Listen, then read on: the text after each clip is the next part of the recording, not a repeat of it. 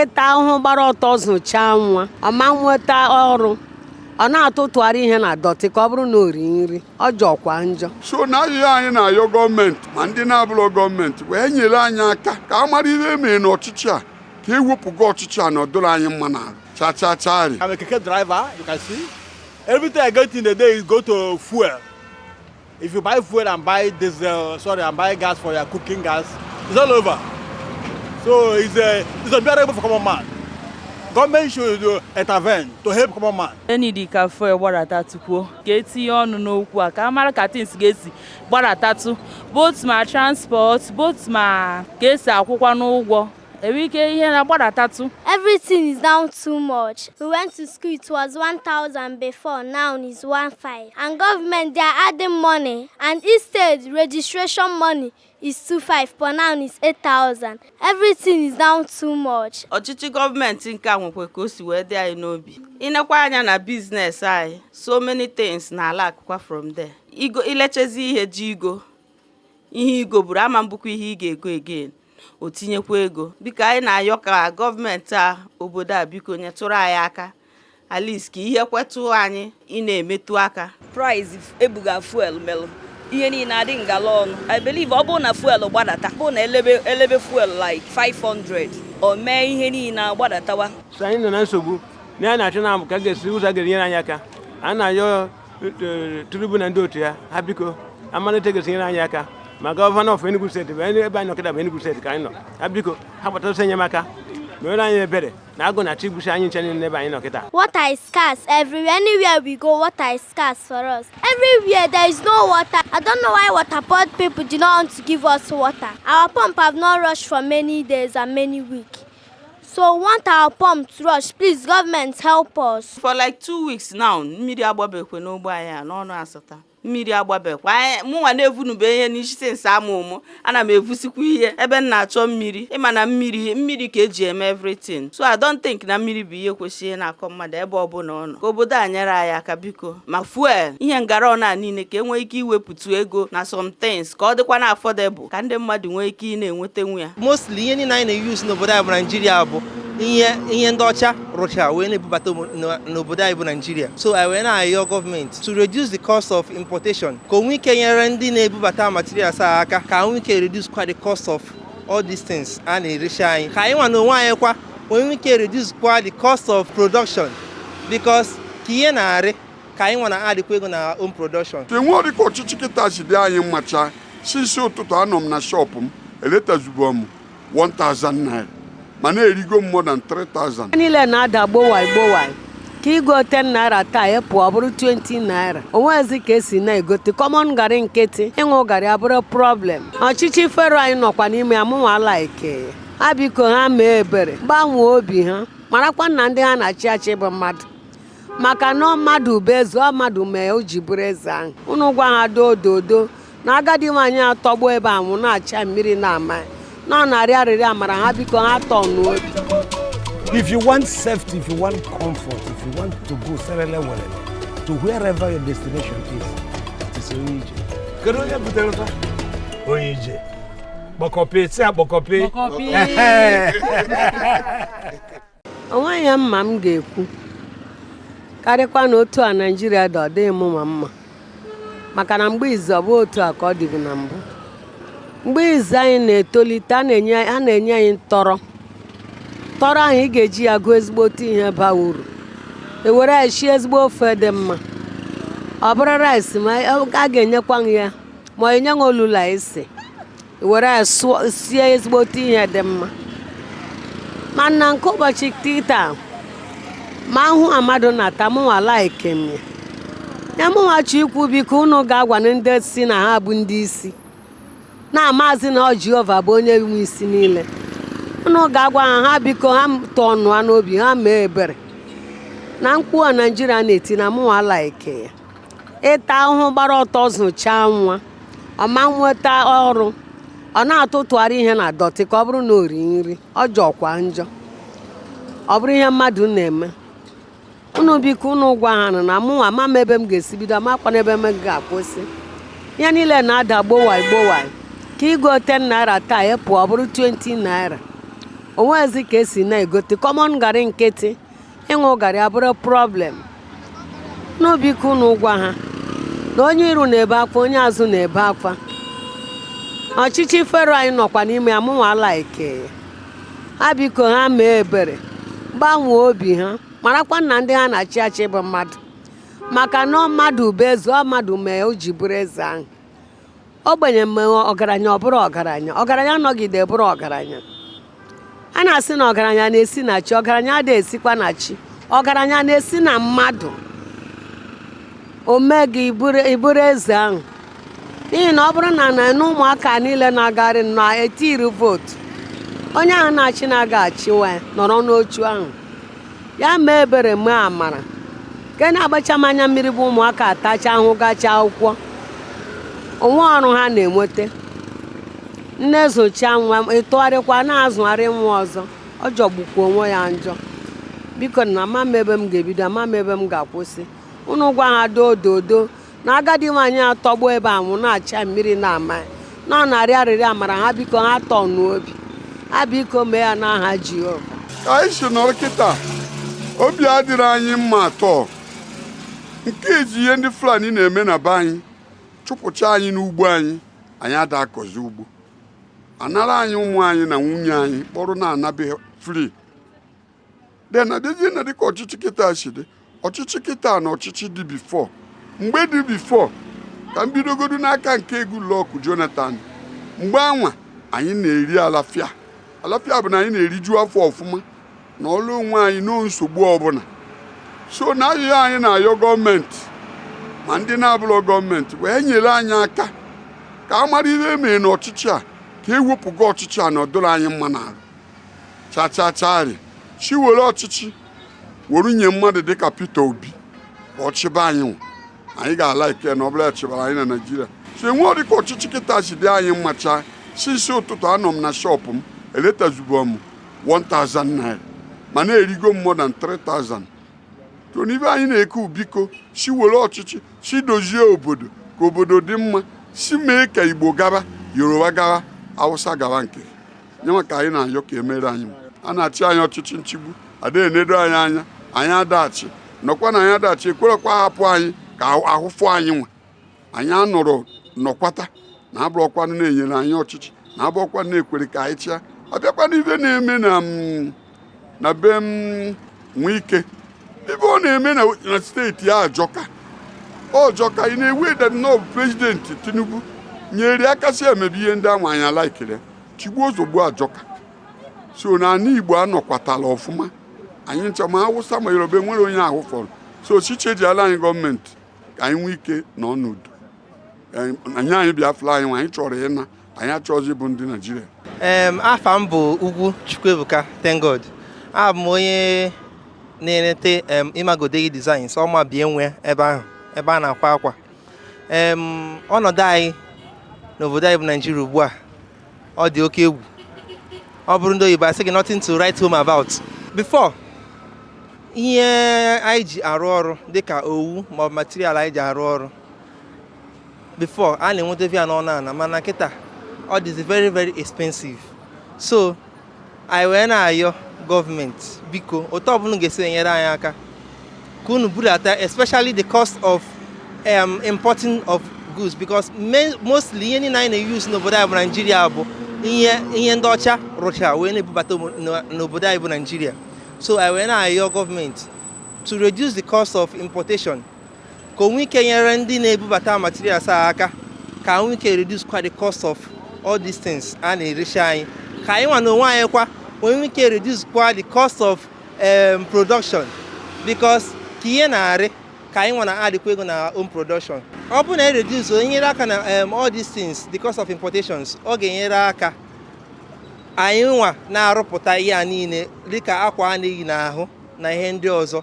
the cost of production adị lower ka onye ọbụla nwee ike na-eme ya afford dịka esi emevi ya na mbụ ọzọkwa afa m bụ Ugwu Chukwuebuka abụ m onye nwe Imagodei Designs. The situation in the country now is unbearable for common man. We no longer afford our daily need. Food, eating, water, no water. I'm a keke driver, you can see. Everything I get in the day is go to fuel. If you buy fuel and buy diesel, and buy gas for your cooking gas, it's all over. So it's unbearable for common man. Government should intervene to help common man. We are seeing hell on earth in Nigeria now. No food on our table, no water, nothing. Hopeless. Hopeless. I tell you, hopeless. Ihe niile dị mma mana ọ dịchara. Abata na economy Nigeria. Economy obodo anyị. Ije ihe fuel bụ ihe na-agala ọnụ ihe niile. Mere ihe niile ji gala ọnụ n'uche nke m. Obodo dị mma kama na ije ihe fuel. Price ebuga fuel mere ihe niile adị ngala ọnụ. Dịka anyị ọ bụ ndị na-ele afịa, ana m ele mkpụrụ isi ebe a je new market nọzọ up to 500. Mgbe ịbịa gbaa keke drop bunatia ọdawazie 5,000 or 4,000. Imecheche expenses niile enwere ka ị ga-esi wee nweta gain. Ọ bụrụ nnukwute ibu dị ala anyị. Nke ịbụ ọ bụ na mmiri mana gọvanọ anyị Enugu Peter Mba na ha eme ka mmiri dịwa n'ebe ndị ọzọ, mmiri dịwa na mpaghara Enugu niile. Dịka n'ọnụ Asata anyị na-enwekwa problem mmiri mana a na ha agbafucha pọmpụ mmiri eme ka mmiri dịwagasị na Enugu niile. Gọvanọ anyị na-atara ya, ọ na-agba mbọ agbasi mbọ ebe o buru ibu kama na ọ ya etitụrụ anyị anya na mmiri ka mmiri dịwa n'ebe niile. Then another thing nke kacha nke bụ na ije fuel a, because I believe ọ bụ na fuel gbadata bụ na elebe fuel like 500 o mee ihe niile agbadatawa. So ọ bụ na ndị gọọmenti etile anya ime ka price ihe ndị dịcha enu gbadata ba ime ka ego fuel gbadata, ọ ga-enyekwala anyị aka. Anyị bụ ndị na-ele ahịa n'ogologo ụzọ n'uche nke m. Afa m bụ Nwaada nwaanyị Enugu na UAE. Anyway, the point dị n'ime ihe a bụ anyway ke fuel dịkwa mma because one of my sister kwugo okwu fuel enidi ka fuel gbadata tukwuo because na ka m bata ịgba ewike kita from junction to junction onye moto anara gị ego ana ewike junction ewike na-anazi like 100 naira na 50 naira wezi a na-achọzi etufu now tiekwuru like in like a worker person something like na-akwụ gị 25,000 like no ya na-eme sales girl no ya na-arụ ọrụ depend ebe ị na-arụ ọrụ na-akwụ gị like ebe 25,000 iche ka ị akwụ ụgwọ ụlọ like ọ bụ na onye ahụ ji family ị akwụ ụgwọ ụlọ ma kwụ ụgwọ ọkụ kwụ ụgwọ a lot of things ebe ka ọ bụ na onye ahụ ji ụmụ 5 or ụmụ 3 ka 25,000 ga-eji wee nye ha nri ma kwụọrọ ha ụgwọ school. Things is terrible. So biko governor individual people ka etinye ọnụ n'okwu a ka amara ka things ga-esi gbadatatụ both ma transport both ma ka esi akwụkwa n'ụgwọ enwe ike ihe na-gbadatatụ ịghọta. And second, o wechasị some of my states even some ndị mmadụ ndị ọya bụsịa gasịa school gasịa service they will not pay them. And second, ama nweta ọrụ. See, let them look about the thing now. See, check all those things. Ma some ndị nọcha na like now. Some people say some of them say I know self. I say come on, je waste time na school. They prefer to work or ha je mụọ ọrụ. Abịa watch kwano some ụmụ agbọghọ bụ ịmụ kuzi ọrụ na afịa kuzi ha arụ. Ịghọta biko n'uche mo. That's what I have to say on it. Na Nigeria niile now agụụ karịrị. When you have gaga, Bob no movement. You take a baker, you shake, you take a baker, shake. I think cars on cars, a fair I draw. Then the lights for ego negata. Accompanying with the one cata, welcome galon order. Sign an answer book. Nana Kagas, Yaka, and I your tribune and dotia, Habico, I'm going to take a Yaka.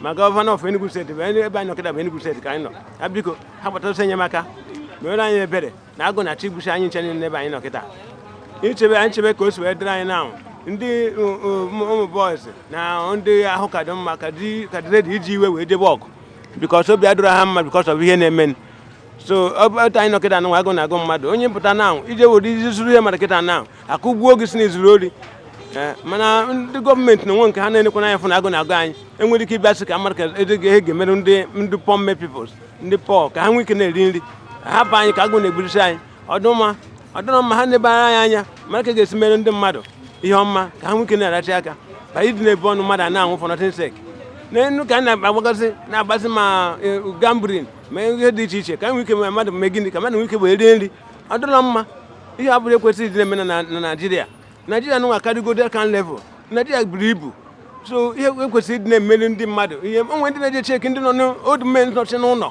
enyichara ha aka na-enye ha nri na-enye ha erimeri na-efe ide ọfụma ha na-erite ihe ego dị Naijiria nwere dị mọni so ha kwesịrị ịdị na-emere anyị ihe ọma amara m ka esi hapụzi ndị mmadụ na-ata ụfụ ụmụazị na-ata ụfụ ụfọdụ na-ezu ori apụtasị onye ka na ọ na-eme richwa na ọ na-eme nke ọzọ na ọ na-eme 419 ọ bụrụ agụ kọsụ ha nche niile ọ dụrụ nwa onye ọ dụrụ mma ọ wee dote ahụ ha biko si mere anyị ebere mee nyere anyị aka wepụtara anyị ihe ga-enyere anyị aka ebe ahụ arụcha hotelas onwere kọmpanị ebe a na-arụ ọrụ onwere gasị na ihe bụ ndị na-egụchara akwụkwọ enwere ndị gụchara universities a nọchara ebe a nọrọ nkịtị onwere ha na-arụ ụfọdụ eburu wibaro ụfọdụ eburu keke epụta ebe aka ugbo mmadụ asị na mmadụ anwụrụgo onye nwụrụ anwụgokwa n'ụmụ ihe na-afụ nyọtara na n'iyi so Naijiria kwesịrị inye aka Tinubu ihe na-akpọ Tinubu n'ọnụ Tinubu nọkwa o kwesịkwara ịma ihe o kwesịrị imere ụmụ Afrịka Naijiria onwe ihe ha kwesịrị ịdị na-eme ebe niile ịga ebe niile kịta asị ebe nke hotel ebe ụmụazị niile ebe ọbụla small gas amụcha kịta akpụga na hotel na anụ hotel onwere ọrụ ha enwe ezigbo ọrụ na-arụ ga-ejikwa ụgwọ ụgwọ bikọs na ọrụ adịrọ ịgụcha yunivasiti pụta ịbọzi onye iberibe ọ dịrọ mma so anyị na-asị biko si nyere anyị aka anyị ka anyị na-ayọ unu biko na ọkwa ka o si wee dị anyị tata ka anyị na-ekwu n'ihi na ọchịchị gọọmenti nke a nwekwa ka o si wee dị anyị n'obi ịnekwa anya na biznes anyị so many things na ala akụkwa from there ilechezi ihe ji ihe igoburu ama mbụkwa ihe ị ga-ego again o tinyekwa ego biko anyị na-ayọ ka gọọmenti obodo a biko nyetụrụ anyị aka at least ka ihe kwetụ anyị ị na-emetụ aka ka ụmụ ogbenye nwee ike ị na-eri nri ka obodo anyị nwee ike dị mma ọkwa ya bụ ekpere anyị na-ekpesi nso ụwa mana ka o si wee dị m n'obi ugbu a ma school fees ụmụazị m ụgwọ ụlọ in fact ihe niile mecha increase ka obodo anyị tụkwa n'anya aka na ọ na-ewutezikwa anyị biko nke mmiri for like 2 weeks now mmiri agbabekwe n'ogbe anyị n'ọnụ Asata mmiri agbabekwa mụnwa na-evunube ihe n'isi nsa amụ ana m evusikwa ihe ebe m na-achọ mmiri ịma na mmiri ka eji eme everything so I don't think na mmiri bụ ihe kwesịrị na-akọ mmadụ ebe ọbụla ọ nọ ka obodo a nyere anyị aka biko ma fuel ihe ngara ọna niile ka enwee ike iwepụta ego na some things ka ọ dịkwa na affordable ka ndị mmadụ nwee ike ị na-enwetenwu ya ndị otu anyị nwee ike ị na-enwetenwu ya biko ọkwa ayịyọ ka anyị na-ayọ anyị ada emekwe n'ike n'ihi na anyị ma na gọọmenti karịrị anyị mana anyị na-asị ka unu jisi ike mee n'ihe niile na mezie n'ihe ka obodo anyị adịkwanụ mma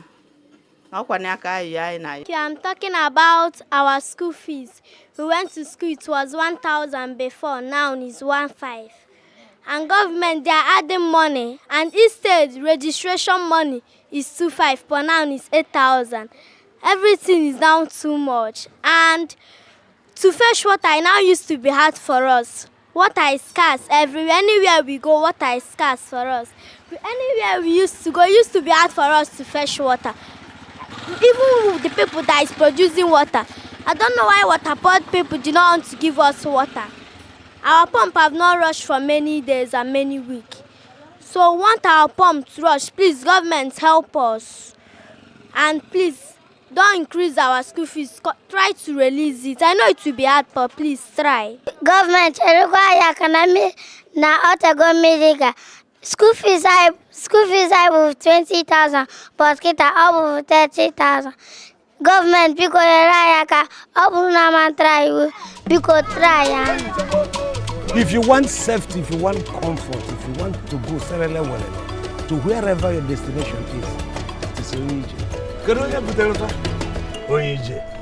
Bokope, say Bokope.